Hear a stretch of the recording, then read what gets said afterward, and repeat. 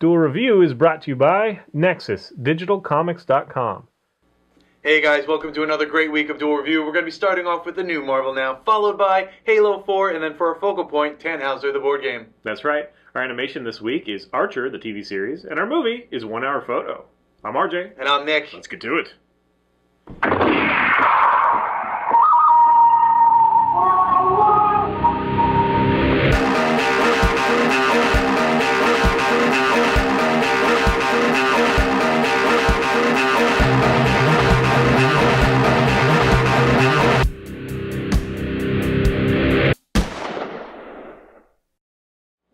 Hey everybody, today is November 12th, and we're talking about the beginnings of Marvel Now. That's right, and when we say the beginnings, we're really going to start with the ending of Avengers AvX. vs. X-Men, thank you, with Avengers vs. X-Men Consequences. Now, I've done a lot of great research, and all of them say that this... I love how your research is great. It is, yes, it is great.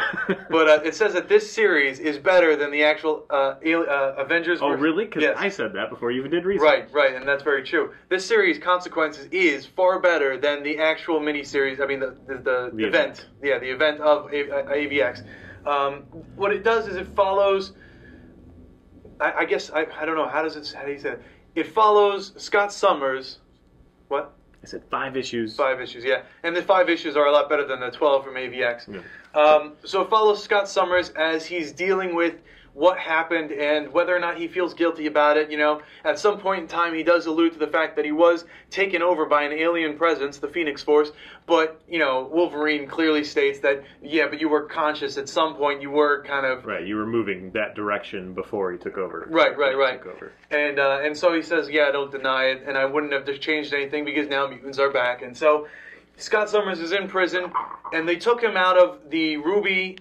the Quartz Ruby encased prison that he was at before, and put him into a regular prison only with an inhibitor collar and this big helmet. Yeah, that's like impossible for him to go through. Right.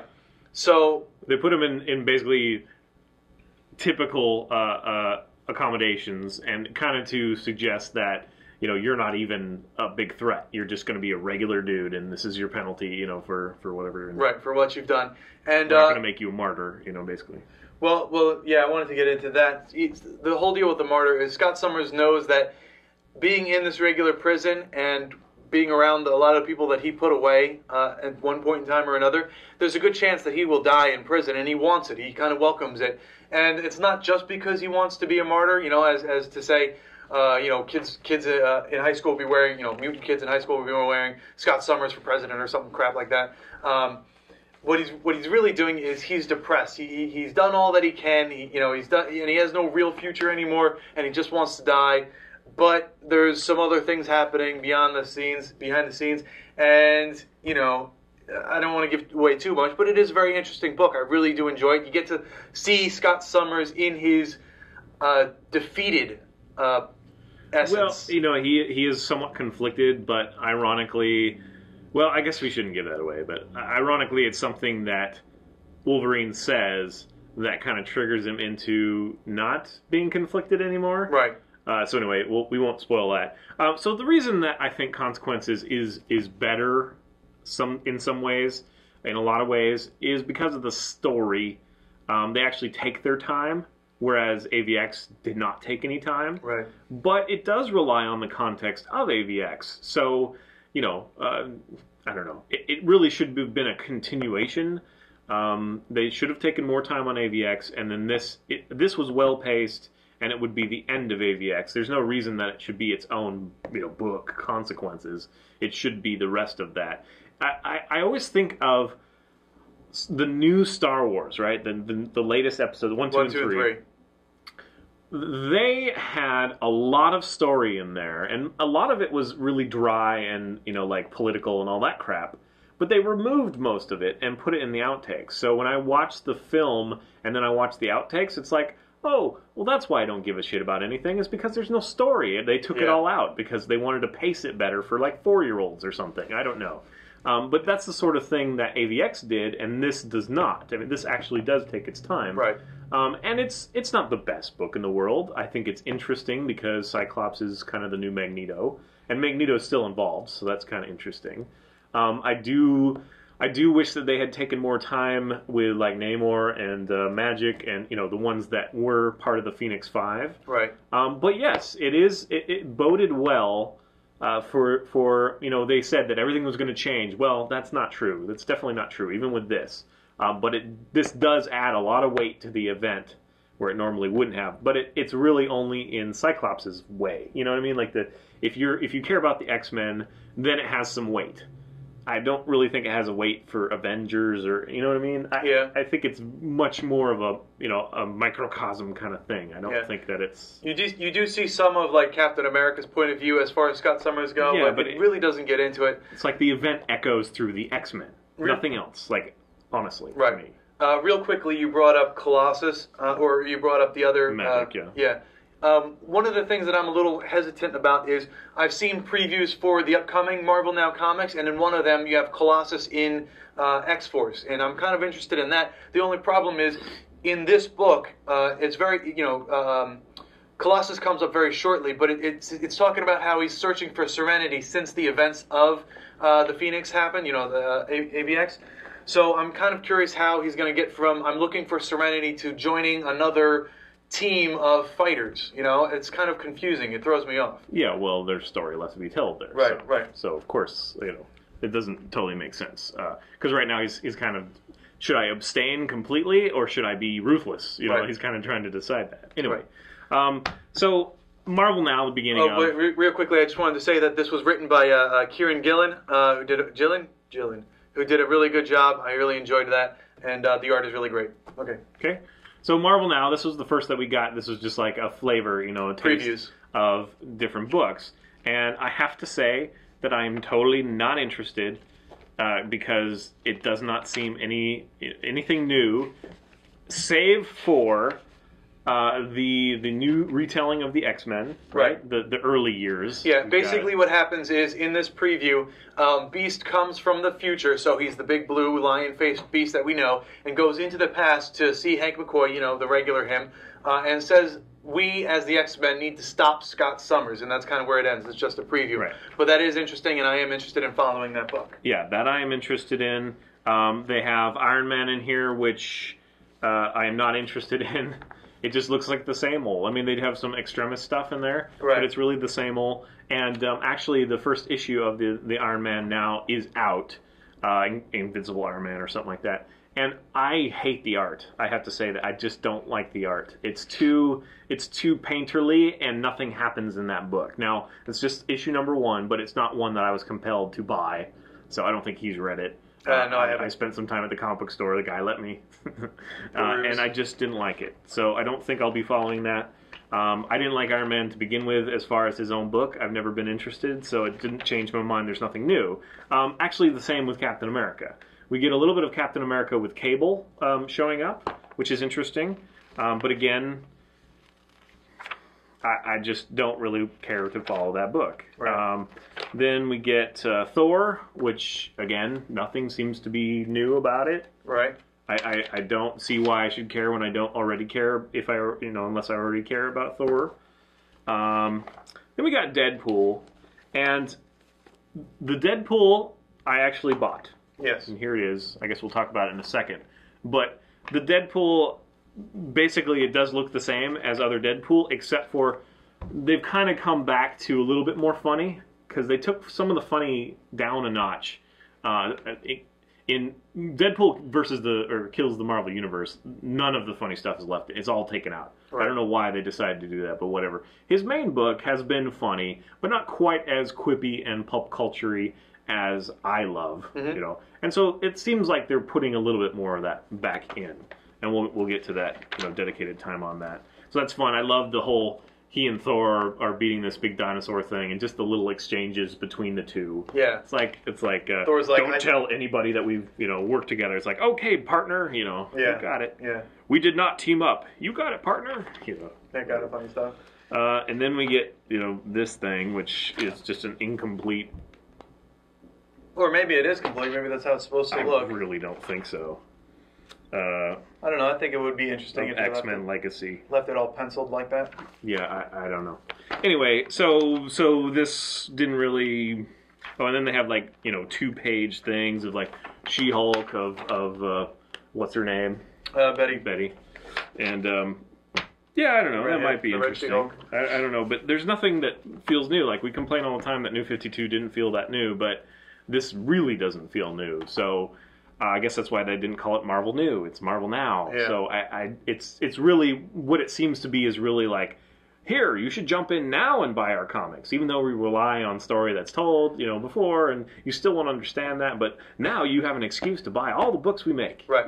Well, I mean, after reading some of the Marvel Now books, they do try, somewhere along the lines, they'll say, oh, and this happened in this event, and this is why this is important, so they will do some backtelling. So they recap a little bit. Yeah, they do a little bit of recapping, so yeah. This was the first book out, and this is the one that a lot of people saw the photo of this group and were like, what? Because Rogue and Scarlet Witch are on the Avengers with Captain America and Thor and all that. And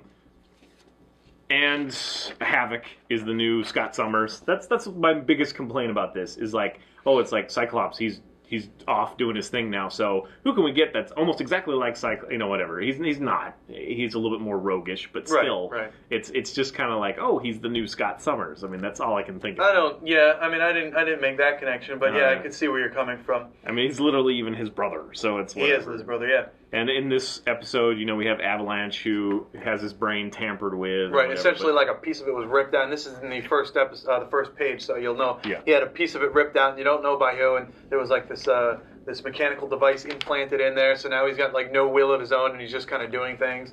And it was interesting, and you're kind of curious to see who's behind it all. And at the very end, you get these... what was it, five new characters that you don't know who they're, like, what are they? And one's like, now behold the gaze of the goat-faced girl, or something. It's like, what? Are you kidding me? I just don't find anything really new about it. And again, this is only issue 1. So there's nothing that captures my imagination and makes it like, oh, this is so worth it. I think the only thing that Now has brought really so far is that it's digital subscription included. That's awesome. Right. And also the reformatting. They're allowing their artists to use the entire page rather than have the first third covered up by the name or whatever. They can do these different things. The next ones we got were Deadpool and A+X.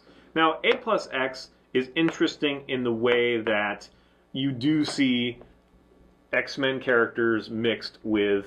Like the next one, I was really interested, which is Beast and Spider-Man. Yeah, that's what I'm interested in that one too. But the thing is that, like, they have these little things up here, right?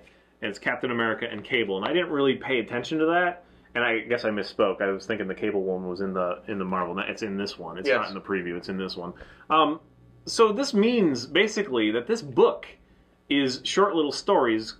One including these two characters, and then one including these two characters. Right. And so the story is so small, because this is just a 20-page comic. Right.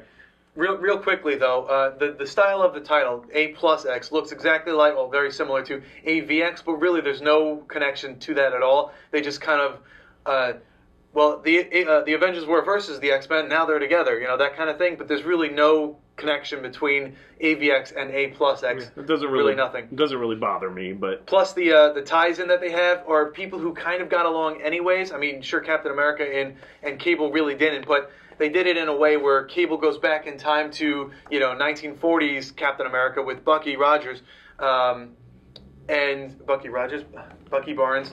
And so there's no real relationship there anyways, other than what Cable knows about Captain America. So that's odd.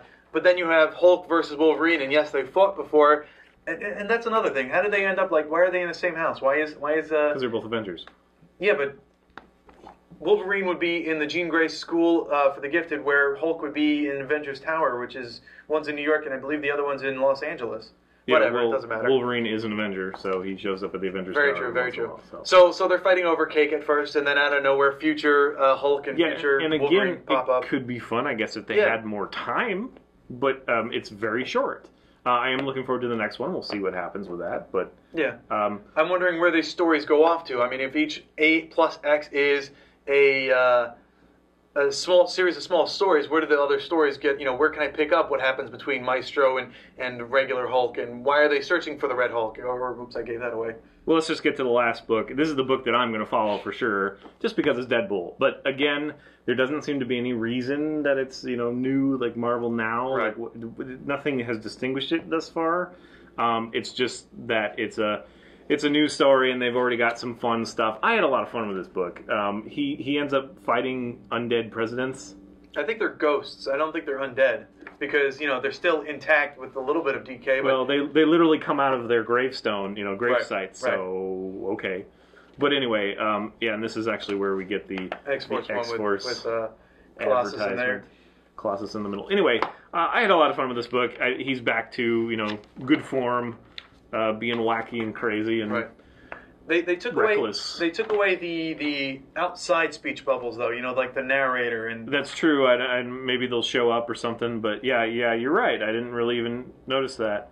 Yeah, they're nowhere in there. The white and the yellow ones.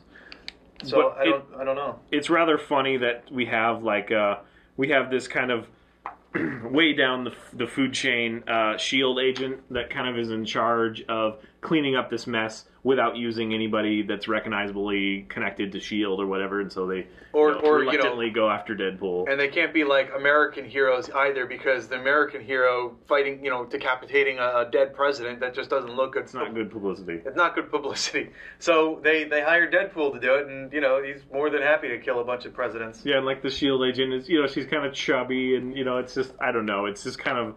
It's off. The whole book is just kind of funnily off. Yes. And so I'm excited to see where it goes. There is a question at the very end. He's like in a room full of a whole bunch of presidents. I'm kind of interested to see where the other books go, because as far as I know, they're still actually. We had a question: is Marvel now everything else going to stop? Apparently not. No. At least not for a while. I mean. Right, so that's good for Age of Apocalypse, which I've been following, religiously. I enjoy that book, and hopefully it'll continue going for a while. But now there's another Deadpool book, and it looks like Marvel's just going to do the same darn thing they always do, where they're going to have multiple books running at the same time with the same characters, and it's like, what the hell? Which one do I follow? Are they all different storylines, or what's going on? And right. So I'm kind of really ticked off. I'm sure you guys heard us rant before, but. DC keeps things fairly clean, I mean, there's still a little bit of there, but we happen to like Marvel characters and story a little bit better, but they always keep it so muddled, so it's not easy to follow their books, and that's the biggest problem that we have with the comic industry right now is if you want to know more about the story, you have to buy 12 other books to figure it all out, to piece it all together, which it's just horrible, but that's it's just like, I really love this character, but instead of following his main book only, you got to follow his book, and then his other book, and then his third book, and then a tie-in book, and then, a X-Men book, and then an Avengers book, and it's just like, what the hell, dude? Yeah. I mean, like, I don't blame them for wanting to share characters, but all at the same time, it's really aggravating, and it's like, okay, well, I would think that most people don't buy a lot of comics, but even if you do buy a lot of comics, it's like, what, 5, 10 comics? If you're following one character in all their venues, it's going to take up all your books. So you would never be able to follow that if you want to, try something new every once in a while or whatever. So they're really kind of shooting themselves in the foot as far as I'm concerned, because, like me, I love Spider-Man, right? I haven't followed a Spider-Man book forever because there's like 18 of them at one time. It's ridiculous. So I just don't jump in. I'm just like, well, someday maybe I'll go back, and then I never do. Yeah. That's part of why I got digital, though, is so that I can look at some of those old story arcs. But even then, it's like I read a book and I'm like, I wonder what event they're talking about, and then it's like I have to go back and find it, or I don't know. It is aggravating. For somebody whose entire life is comics and they have all the money in the world, or they're the makers of it, like Marvel themselves, it probably seems really cool. Yeah. But to us that have to pick and choose what books to follow, you're not doing us any favors. And Marvel now is supposed to be you can jump in and you'll know everything, because it'll be after this one common event that changes everything. And so far we're not seeing that. Nope, not at all. But of course it is only one issue. There's another book that I read that was actually a $6 issue. I don't know why. And it was like AvX +1 or something like that, or Marvel Now +1. I can't remember what it was, but it was not compelling to me. Yeah, it's unfortunate. I mean, we do want the good story, and there's a lot of story out there, but we want it in concise packets, I guess. I don't know how to say that. Well, yeah, I don't know. I mean, I do remember the day when we had like Sinister Six, and it would be like a 6-issue thing, and it was complete and whatever. And that's cool. I will say that some of the advertisements in the last part like the most recent Marvel Now books look interesting. Like there'll be some books that might be some pretty interesting, but the ones that have come out so far have not been that interesting. I'm not curious about X-Force. Maybe they're starting off with the weakest ones first, but that doesn't make any sense. No. So I think what's happening is they're like, oh, this event changes everything, and so they're doing anything that's loosely tied to that event, and then they'll branch off, right, to try to make good on their promise. But I don't think they are going to. I don't know. Again, we're both Marvel fanboys, so we would love to defend it, but right now they're just kind of pissing us off. So that's true. All right, guys, that's our 2 cents. Thanks for watching. Subscribe to our YouTube channel, please. Thank you so much for those of you who have subscribed. Follow our playlists. Game Live has been a lot of fun. Moonflower and Fover are great. Thank you, and leave comments. We absolutely love comments, and you can help support us in our new digs by buying our wares at spiderwolf.com. That's right. T-shirts, art prints, card games, short stories, and more. Okay, see you. Oh. Cool as a cucumber. Yeah, you were. Next up, a look at Halo 4. Hey guys, welcome to another great week of Duel Review. We're going to be starting off with the beginning of Halo 4. The beginning of Halo 4. Little Chewbacca to clear it out. Yeah. Once he gets out of the system, things work a little bit quicker. That's right. Our animation this week is Archer, the TV show. Shories? I was going to show and series for me. Shories. Our animation this week is Tannhauser. Actually, that would be cool. Yeah, it would. Hey guys, welcome to another great week of Duel Review. We're going to be starting off with Marvel Now. This is what happens. Yeah. He has trouble getting it, and then he finally gets it like 2 times in a row, and I screwed up. So. And they can't be like American heroes either, because the American hero fighting, decapitating a dead president, that just doesn't look good publicity wise. It's not good publicity. It's not good publicity. That was a very long review. Yes, it was. So no bloopers. Well, we did like 12 freaking books. Yeah. We closed up AvX, then we started Marvel Now, and Consequences, yeah. Yeah. If it was worth more episodes, we would have done more episodes, but it's not worth it yet. And we'll give you another update. Yeah, absolutely. But for now, that's what I decided to buy. The other ones I did not want to buy.